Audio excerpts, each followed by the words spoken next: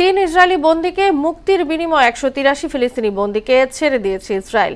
এদিকে মালিতে অস্ত্রধারীদের হামলায় অর্ধশতাধিক মানুষ নিহত ও বহু মানুষ আহত হয়েছেন। অন্যদিকে মার্কিন ত্রাণ সংস্থা ইউএসএআইডির ২,২০০ কর্মীকে বাধ্যতামূলক ছাঁটাইয়ের সিদ্ধান্ত স্থগিত করেছে আদালত। বিস্তারিত জানাচ্ছেন ইশতিয়াক হোসেন।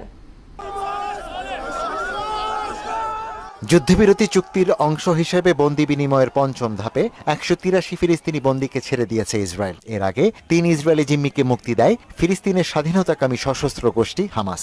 গত ১৯ জানুয়ারি যুদ্ধবিরতি ও বন্দি বিনিময় চুক্তি কার্যকর হওয়ার পর থেকে এ পর্যন্ত ২১ জন ইসরায়েলি বন্দীকে মুক্তি দিয়েছে হামাস।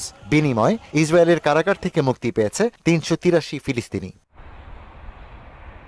মালিতে অস্ত্রধারীদের হামলায় ৫০ জন নিহত ও বহু মানুষ আহত হয়েছেন। শুক্রবার দেশটির উত্তর পূর্বাঞ্চলীয় গাও শহরে সরকারি বহর ও সামরিক নিরাপত্তা দলের উপর হামলায় হতাহতের এই ঘটনা ঘটে বলে জানায় রয়টার্স। ইসলামিক স্টেট এবং আল কায়েদার সহযোগীরা এ হামলা চালিয়েছে বলে ধারণা করছে কর্তৃপক্ষ।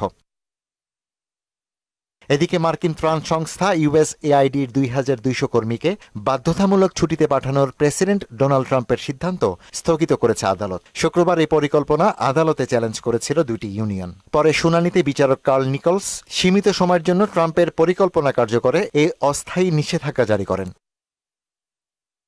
অন্যদিকে রাশিয়ার বিদ্যুৎ গ্রিড থেকে নিজেদের বিচ্ছিন্ন করে নিয়েছে বাল্টিক অঞ্চলের ৩ দেশ এস্তোনিয়া, লাটভিয়া ও লিথুয়ানিয়া। ইউরোপীয় ইউনিয়নের সঙ্গে দৃঢ় সম্পর্ক নিশ্চিত করতে এবং নিরাপত্তা বৃদ্ধির লক্ষ্যে শনিবার আঞ্চলিক অপারেটররা এ পদক্ষেপ নিয়েছে বলে এক প্রতিবেদনে জানিয়েছে রয়টার্স। ইশতিয়াক হোসেন, মোহনা সংবাদ।